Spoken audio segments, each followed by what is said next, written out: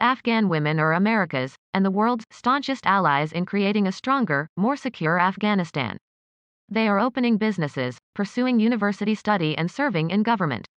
They are part of a new, technologically and socially connected generation of Afghans who have staked their lives on reshaping their nation and building a future that looks different from, and brighter than, the past.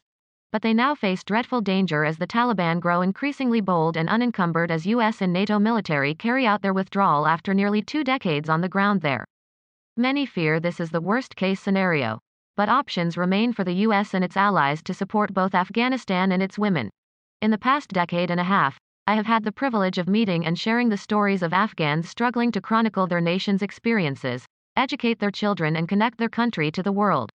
Many of these brave citizens were girls and women who spent their early years as refugees in Pakistan and Iran during Taliban rule of their country in the 1990s. Back home this last decade they faced nearly every obstacle imaginable. Night letters warning of attacks if they pursued their work, poisonings if they went to school, killings if they studied at university, assassination if they worked on bringing human rights awareness to the public, bombings and targeting if they worked as journalists. Still, even in the face of all these threats, even as their friends were killed for daring to serve their country, they pushed forward. Now they don't know what comes next. They are working to figure out their next moves, how to continue to contribute to their nation and support their families, and how they might preserve their lives if and when the Taliban return. I have a sister who is a public prosecutor in the government and another aunt who is a judge. My other sister in school, so all these women and girls in my family, including one who is a pilot, are all in tears. They feel like everything is going to come to an end and their lives are at risk. One activist I have known since 2005 told me by phone. I'm not using her name out of concerns for her safety. She is not alone. In every text and WhatsApp exchange I have with those in Afghanistan, the discussion always includes something like what one entrepreneur shared with me the other week.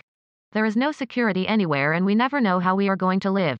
Across 18 years of conflict, and 3 US presidential administrations, too many international policymakers have never fully stopped seeing Afghan women's rights and full participation in society as something nice to have, instead of as an indispensable must-do.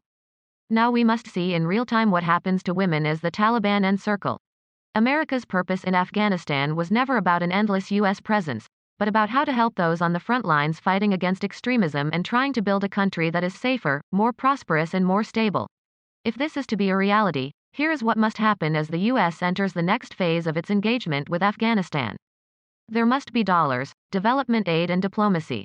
This means full funding from Congress for Afghan security forces so that the Afghan military continues to be able to pay its troops as they seek to fend off the Taliban.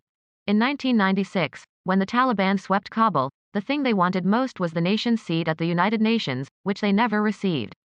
Diplomacy involves using America's partners and allies to create a united front determined to keep the focus on women and girls. The US and international allies must use their leverage and see the women and girls who are battling so hard for their nation's future as their partners in security.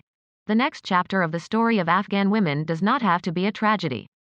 Women have gained so much ground for themselves and are mobilizing and meeting and organizing politically. But if tragedy is to help to be averted, the world must engage, and the US and NATO allies who have lost treasure and invested development dollars in the nation must deploy the limited levers they have.